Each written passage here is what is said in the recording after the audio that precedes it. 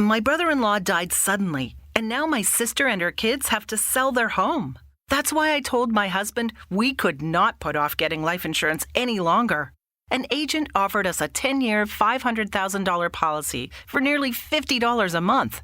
Then we called SelectQuote. SelectQuote found us identical coverage for only $19 a month, a savings of $369 a year. Whether you need a $500,000 policy or a $5 million policy, SelectQuote could save you more than 50% on term life insurance. For your free quote, go to SelectQuote.com. SelectQuote.com. That's SelectQuote.com. SelectQuote. We shop, you save. Full details on example policies at SelectQuote.com/commercials.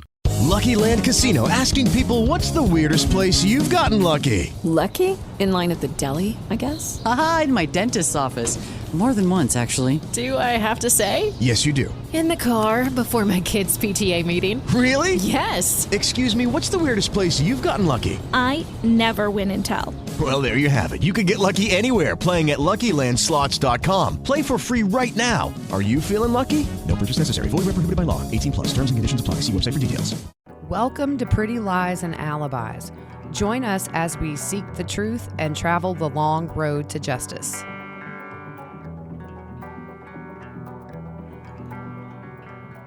Hi, everybody. It's Thursday, August 5th. Time for another episode of Pretty Lies and Alibis. I'm Gigi. What you know, Fruit Loop?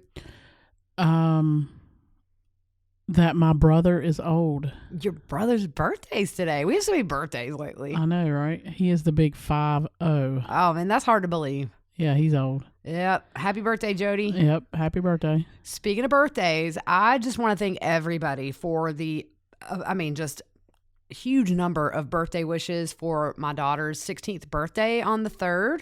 You guys showed out, and it really just made her very happy that you guys took a moment to wish her happy birthday.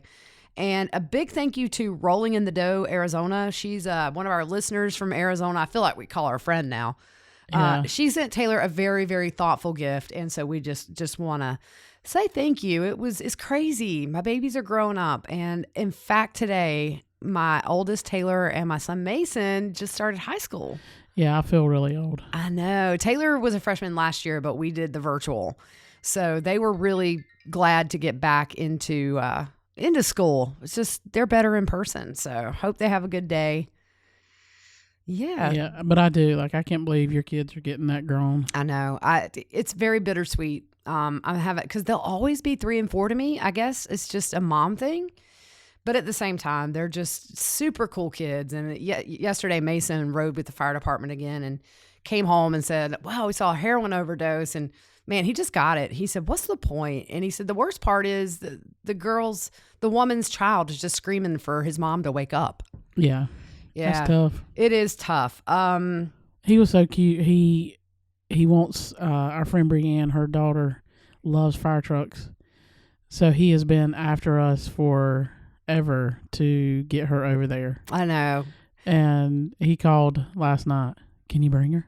Oh, that's so sweet. And we were at the theater working. And the theater's very far away from where we are. Yep. But it's kind of full circle because when he was 3, his favorite thing was to go to the fire department. Yep. They love him there. They think he's his ability to retain knowledge is insane.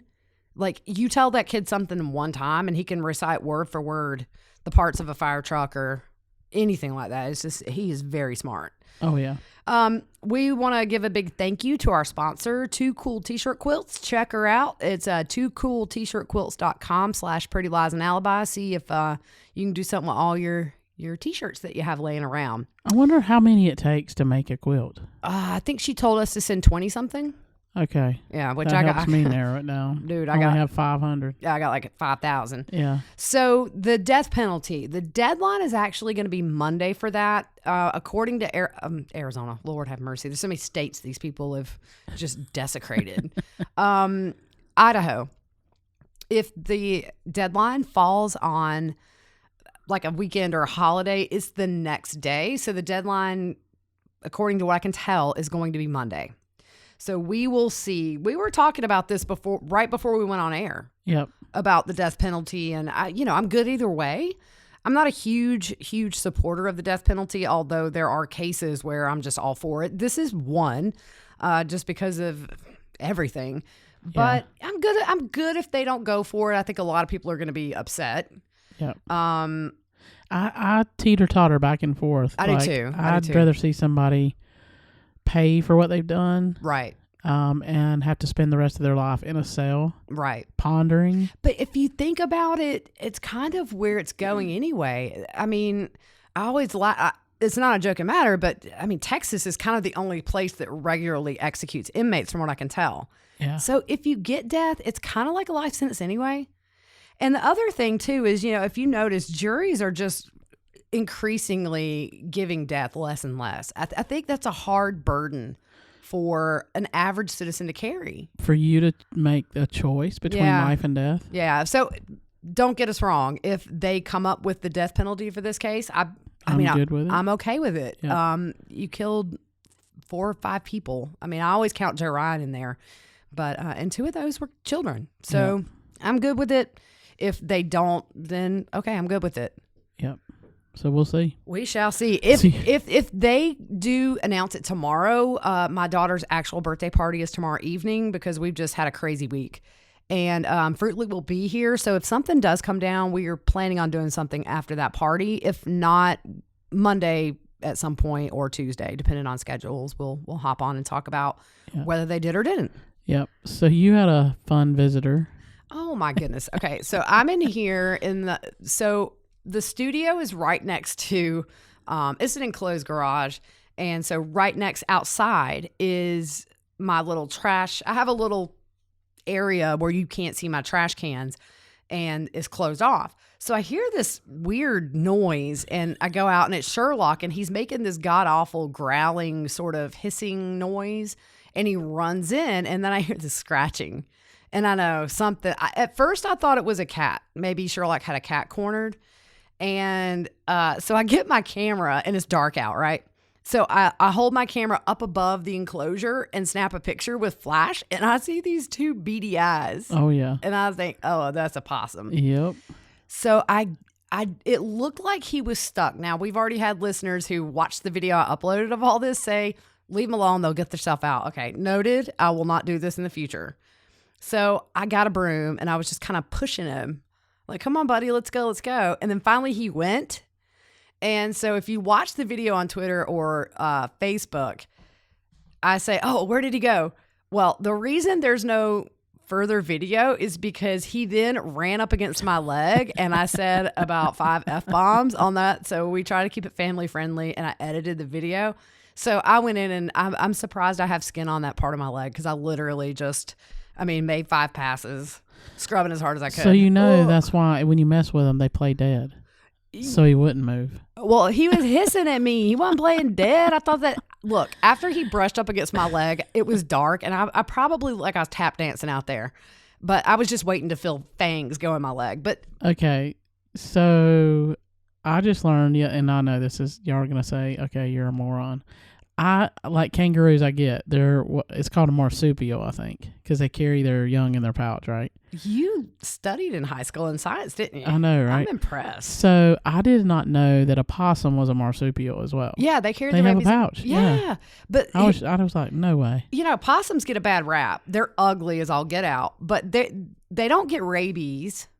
They eat like fleas and ticks out of your yard and stuff like that, but they also make a mess of your enclosure because it looks like he had a party. They make you make a mess. Oh, I about made a mess in more ways than one. But anyway, it was just really funny. Speaking of, well, I know we got to get to this, but I scared your youngest this morning. It was I wish I could have videoed that. You could have posted. It was great. Oh, yeah. So I was gone. I had to take my grandmother, who will be 87 in a couple of weeks, awesome, to get some blood work. And she's healthier than we all are. And then we had to go grocery shopping. And then there's a little store locally called the Tomato Vine where you get just locally grown produce. And it's really, really good. So we went by there and got cucumbers and watermelons and all that. But you came in when I was gone. And so she's by herself, but I had the doors locked. Yeah, doors locked. So I come in and I walk in her bedroom and it's just pitch black dark. And like she's all the way under the covers, can't see anything.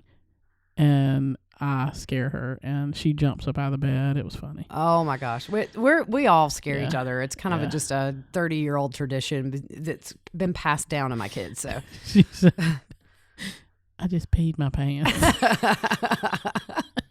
Well, I told her I'm leaving with Grammy, and we have family that live right close. So my sister-in-law can look across the street and see my house. It's locked up. She's fine. There's dogs in here. They're huge. Nobody's going to come in, but she knew she was alone, so she probably thought that was it. Bless it. Yeah. So we're going to do a little bit of update on the Murdaugh case here in South Carolina. And I'm going to tell you, if you guys are not following Fitz News on Twitter or Facebook or just their website, you need to. They are kind of the source for this case. And so they've put out a lot of stuff lately, and it's taken a little while. We've just had the document dump with Vallow, and then now we're waiting on this decision for life or death. And if death happens, we're going to get some more information about the murders, most likely, aggravating factors, and so that'll take up some time. So we wanted to do some Murdaugh updates, and just Mandy over at Fitz News, she got sources for days. Yep. So check them out. You can also follow Mandy on Twitter. And so tell us a little bit about where we're at. So 59 days since the murders.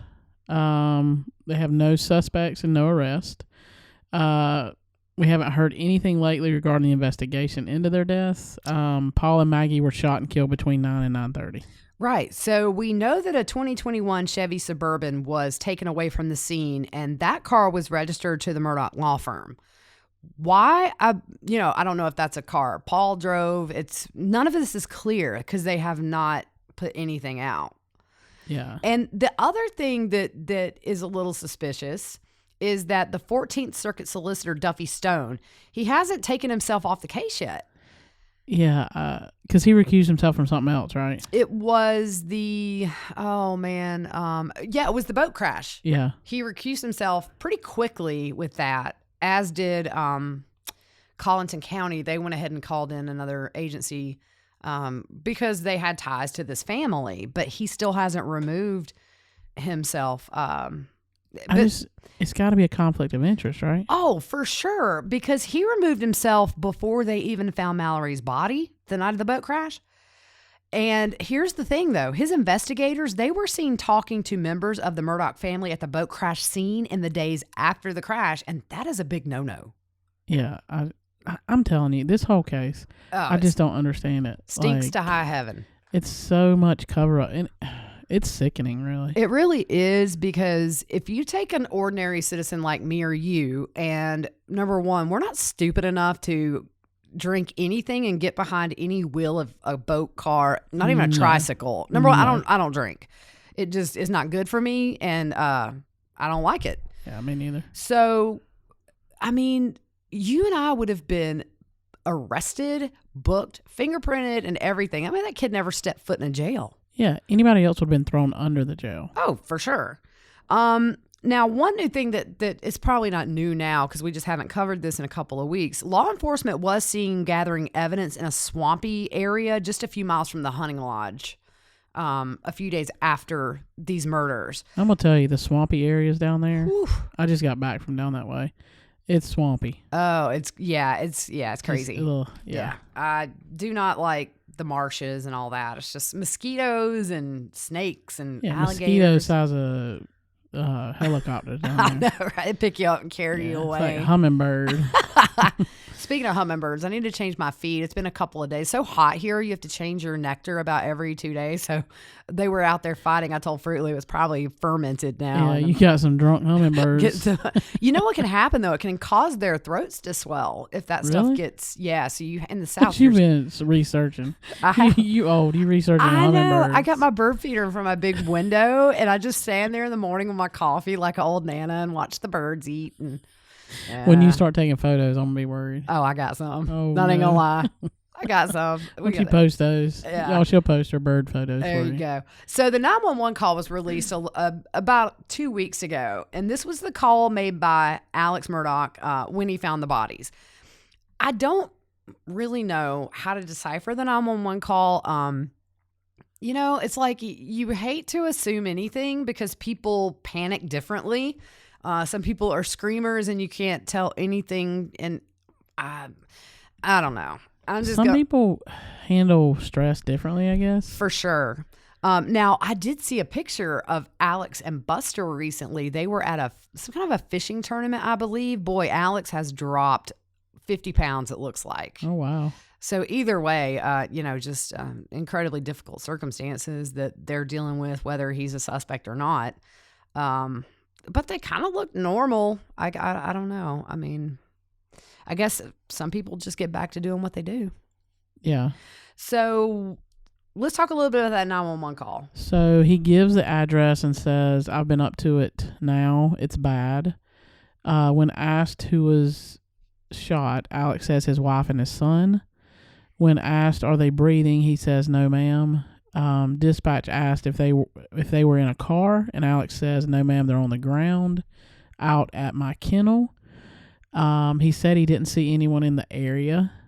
When asked what color his house was, he says it's white, but you cannot see it from the road.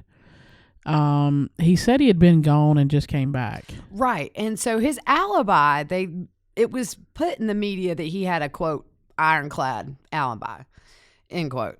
But also sources have said that he is not a suspect, but a person of interest. So whether he did something or had somebody do something, I mean, it seems like they looked into that. And I've said this every time we talk about this case, the fact that they were so fast to say there's no danger to the community when you have a double murder that's very brutal tells me they know kind of where they're looking and why. Yeah.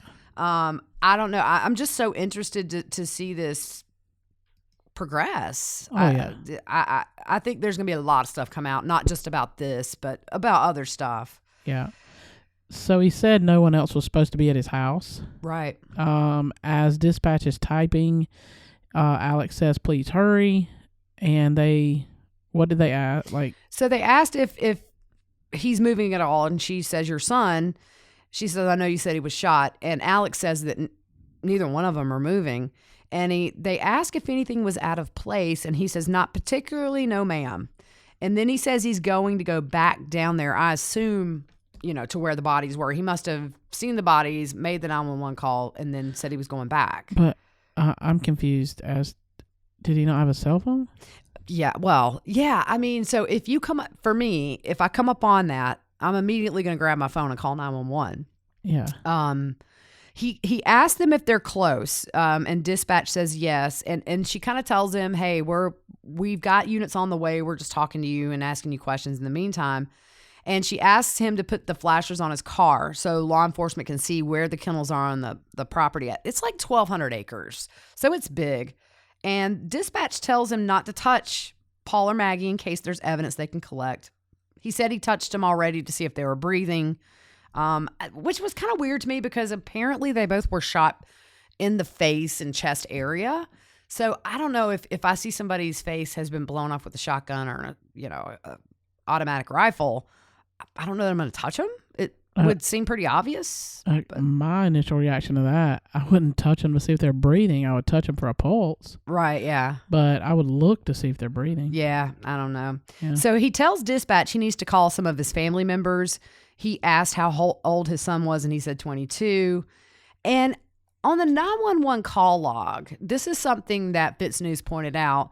It seems like, because there's a list of other people, I guess, who were present at the time 911 was called, and there's some redactions there. So people were sort of questioning where Buster was, but they've nailed down that Buster was in Rock Hill, South Carolina, or in the Charlotte area, which is kind of close. That's about a 3-hour drive to get, a little under 3 hours if you're going from Rock Hill down to where these took place. So I don't know. I'm sure they probably verified with other sources that Buster was where they say he was. Yeah.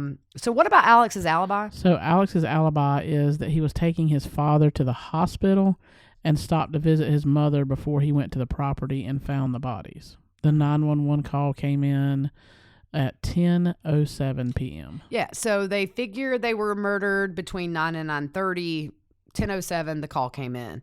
And a little over 20 minutes after the 911 call, they went ahead and notified SLED, which is the state law enforcement division, to assist in the murders due to a conflict of interest in Colleton County. So that quickly, I guess, when they found out the name and where this was, they knew not to step in that. Yeah. And so it's crazy. So that was the 911 call. And then there were some things that was released about the boat crash and some details about things that happened in the hospital. I swear I feel like we covered this on a prior episode. Am I having a moment? I don't. Well, if we did, did, just a review. This is the review before the test, y'all. Yeah.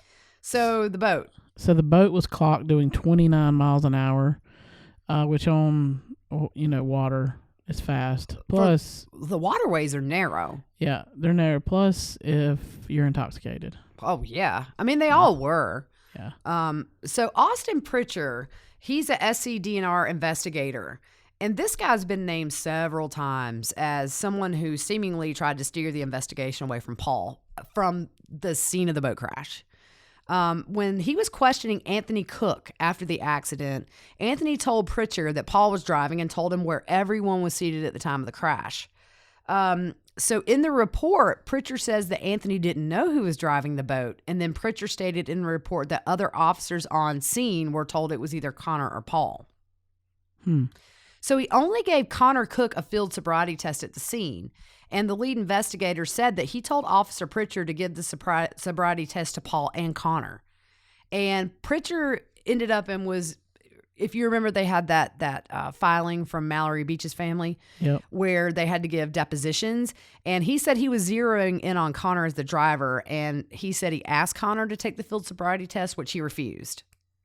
Which is... You can do that. You can do that.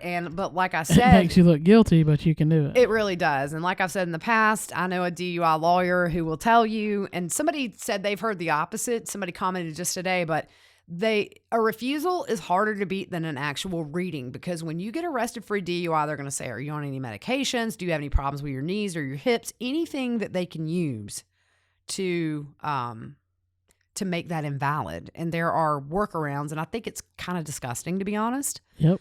Because you're enabling them to go back out and take out a family. It's just, alcohol is just like scary. Yep. So in the dash cam video released by Fitz News, we see an upset Anthony Cook speaking to Stephen Domino, the lone Beaufort County deputy who said Paul was driving. In the video, you can hear Anthony call his mother, who he said works for SLED. He tells her what happened. He also says they should call Mallory's parents to tell them the news that Mallory's missing. Yeah. So this Stephen Domino seems like somebody who was on it and was like, don't worry, this kid's going to pay if this is the case. I mean, it's not verbatim, but in the video, Paul walks by and Anthony says, get that MFer away from me. He also said that Paul should rot in prison, and he knows, but he said on the scene, and this is on the dash cam video, which I will Facebook and tweet out, he won't be in any trouble from this. He knew already minutes after the crash that this family would make this go away. Wow. Yeah. That's crazy. So in the police car, Anthony tells Officer Domino that Paul was driving and that he got onto the floor and held Mallory. And he just reiterates that Paul was drunk and that he had begged him to let him drive the boat. And then Anthony tells this Officer Domino that Paul was driving the boat and was already, like we said, he just indicated he would escape responsibility because of who he was. But this is where Domino assures Anthony that Paul will be held responsible if it's proven. Here's what's interesting. This Officer Domino was fired last year for unlawful use of a controlled substance and making false or misleading statements to a law enforcement agency. Huh. I would be curious to hear from this officer and get his side of the story on this because, for sure, these people can make any kind of a scenario they want. It sounds like it. And a good old boy system still very much alive and well here in the South. Curious. Yep. Make them go away. Yep. So Corporal Jack Keener, who was connected to the Murdaugh law firm, gave a different scenario, saying it was unclear who was behind the wheel. In a deposition, he said nobody said anything to him to indicate that Connor Cook had been driving at the time of the crash. and was unclear who was driving the boat. Comment was his personal opinion. Right. So that was, I believe, in that deposition as well. It switched from, well, maybe Connor was driving too. Well, that was just my observation, which is, you don't put that in a police report. No, it's got to be fact. You know what they say about opinions. Yeah. But the dash cam video shows he didn't question anybody about who was driving. Just cover up. Dirty. So we're going to switch to the hospital after the crash. If you guys remember, they took everybody to the hospital. And Paul's father, Alex, and his grandpa, his name is Randolph, they were there 10 minutes after Paul was brought in. And witnesses say that Alex just seemed like he was getting his plan together. And he was heard saying he wasn't worried about Mallory, who was at that point lost. They had not found her body. Awesome person. Yeah, right? Yep. So there was no warrant to draw blood from Paul for a blood alcohol content level, but the hospital did on its own because of how crazy he was acting, and also the concern he may have had a head injury, which a head injury does have symptoms the same as that. Yeah. At 4 a.m. he was 3.5 times over the legal limit. So that's a couple of hours after the crash, because I think the crash was 1 or 2 in the morning. I'm not exactly sure. Wow. Can you imagine what his blood alcohol level was at the time of the crash? I mean, that is almost, I don't know, like you said in the last time we talked about this, how are they standing up? Yeah. That's a lot. I mean, we know that he had the alter ego Timmy that came out when he was drunk. And, oh, man. That is just sloppy drunk. Yeah. So a security guard heard Alex say, "She's gone. Don't worry about her," which was a few hours after she was missing. Yeah. And a nurse on duty said that Alex seemed really cold and detached from Mallory and those who were on the boat as well, as well as the ones that were hurt. If you remember, Connor Cook had a broken jaw. So it did. I mean, he told a nurse he was responsible for all the kids in the hospital. But what's interesting is the nurse noted that Alex smelled of alcohol. Wow. Yeah.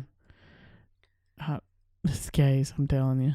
It's crazy. Yeah. So that nurse asked the security guard to watch Alex because he was just going into all these other rooms. And he was trying to get Paul's girlfriend to tell her what to say. And then she kind of confirmed that in a statement in her deposition. And her statement to the DNR, she said, Alex kept trying to enter my room multiple times, but my nurse would not allow him to. In the hallway, he kept saying I was with him and that he needed to tell me what to say. Wow. He was overheard telling Connor Cook that they would figure everything out. He was handling it, and he was seen trying to talk to Connor as they were wheeling him for a CAT scan. Mm-hmm. It's just all odd behavior. It really is. Like normally in that situation, like everybody's like concerned and worried about people, and you're not discussing any of this stuff. Mm-mm. So, yeah, they're just, and then you have the missing evidence, which is Paul's phone, which his pants were missing, which had his wallet in it, which had Buster's ID, which is the fake ID Paul used to buy the booze with. And the DNA samples were missing. And the reason that's important is because it could have shown where people were sitting. Connor Cook had a broken jaw. I'm sure there was some blood. Yeah. So just ironic. And that's kind of where I am in the looking into all this stuff. There's still a lot out there. And, another thing, Paul told a nurse that she had a nice booty and asked her to hold a certain part of his body, for him. Wow. Grandpa told Paul to keep his mouth shut. And then that was when he made the statement he was drunk as a Cooter Brown. Somebody commented on that. I saw that. So that's why I think maybe we've covered this stuff before, and I'm just so confused. No, I don't think we did all of it, because some of this stuff I don't remember. Okay. Yeah, it's been such a crazy week. It's just so much going on, back to school shopping and milestone birthdays and being mom and feeling like a taxi for my kids. If we're repeating stuff, very sorry. Hey, it's just a review. Yeah, there you go. There will be a test. Yeah. So, but what's interesting, too, is Paul's girlfriend told her nurse that Paul almost killed them in a car accident when he was driving intoxicated one night. There were no records of that accident. Okay, I can tell you, I've been in a vehicle, not with somebody driving under the influence, just Yeah. somebody driving stupid. Yep. And it puts you in panic mode. Oh yeah, yeah, for sure. Yeah. You just don't know what to do. I mean, you just kind of brace yourself and grab the oh my God bar and just hope you come to a stop at some point. We were riding on a road I had a bad wreck on several years ago, and I've never, like, I'm a driver. Like, I ride with you. Yeah, because I'm a driver. I cannot be a passenger. Yeah, and normally I'm not a passenger. And we turned on the road, and I started having a panic attack because I haven't been on that road with somebody else driving since I wrecked. I remember that wreck. So I started to have a little panic attack. Yeah. And was like, I need to drive. Well, my dad had a pretty bad wreck right here near our house, and because they live right near me too. We just kind of took over this area of the street. It's the street I grew up on, but he won't go that way. He had a pretty bad head-on collision there, and he will go around his, as we say in the South, his elbow to get to his rear end to avoid that intersection because there's a really bad blind spot. They need a turn signal there, and all these years, I mean, that's where that really bad DUI wreck happened, where I helped the girl who was pregnant that ultimately lost her baby. It was a DUI. But that intersection has just, I'll never forget the sounds of that crash. Yeah. Well, you think it's right in front of a fire station. Right in front of a fire station and a gas station. And yeah, you would think there would just be a little arrow there, but there's not. But it's interesting how our brains work and stuff like situations like that where, something bad happens to you. It's just there. Yep. So we'll keep an eye on this Murdaugh stuff. There's still things out there I haven't even had time to go through. They released a lot of stuff. Fitz News released a lot of stuff about Stephen Smith, the investigation into his death, which I firmly believe was a murder. Oh, yeah. I think we're going to hear a lot more about that. And so we will see. And then, of course, the big thing is just waiting on this decision for life or death for what they're going to go for. Tomorrow or Monday, I think we'll know something. As of right now, nothing's been filed, and we verified that with somebody. So as of 1:10 on Thursday, nothing's been filed. But I'm kind of thinking about the family, and again, we talked about this before. It's just blow after blow. You kind of have some quiet, and then you're going to have, if they go for death, a lot of really uncomfortable details. Yep. About what happened to these poor kids, and it just keeps opening the wound over and over. It does, and it's just going to be that way. I mean, there's no getting around it. We don't know half of it yet. These details will come out in trial, and so who knows? But we do have a listener that keeps us updated on Mark Means. Oh, yeah, I love it. He's been there pretty much every day. And so the theory, we don't know this for a fact, but if you remember, the mental hospital had received some threats around the time Lori was supposed to have been there. Yeah. And one of our listeners was telling us that they can treat her in the jail. And I think that kind of makes sense. I mean, this is just pure speculation on my part. There's no reason for us to think this is a fact. But why would he be there every day? Yeah, it makes no sense. Oh, and she also said the other day that normally Means and Pryor park side by side, but that day they were parked way far apart. And I was like, is there trouble in paradise? Are they arguing? Do not park next to me. Keep your car far away from mine. I don't like you. So, yeah, I think, so we'll see what happens. We're still going through these documents. It should be a much quieter week next week. My kids are going to be in high school full all day. Your week's quiet. The next 10 days for me. Oh, I know you have your play coming up. Yeah, theater stuff. Oh, I know. Man. My girls are so excited, but you guys have done this for a couple of months now, and it's showtime next week, and I'm excited to see how it all come together. And so then you'll have some time off. Maybe we can regroup a little bit and get the lives going again and getting the video going for taping these podcasts, because we have, I think it's Grandma Betty on YouTube. She's a new listener from Scott Reich, and she's like, I need a visual. And so we're working on it, Grandma. Yep. We're getting there. Yep. So it will be coming soon. But I think that's all for right now. If anything crazy happens, we'll hop on. If something comes down tomorrow, like we say, tomorrow evening, kind of late after the 16th birthday party, we will hop on and talk about it. If not, we'll wait for Monday and see if anything drops then. Sounds good. All right. You guys have a nice weekend.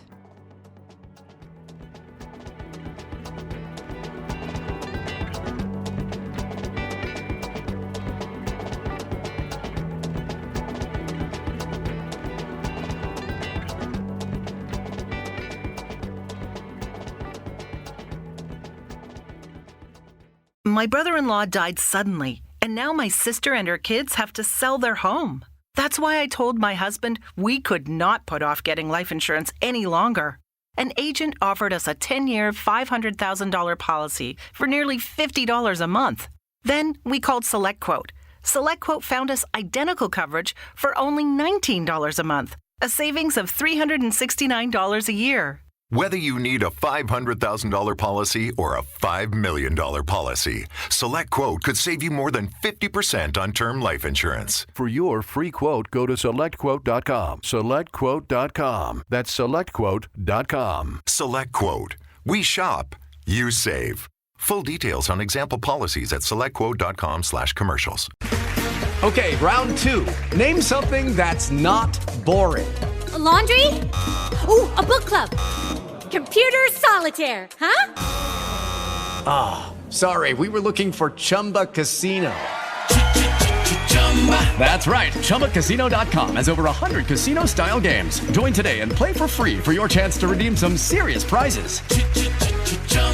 ChumbaCasino.com. No purchase necessary. Void where prohibited by law. 18+. Terms and conditions apply. See website for details.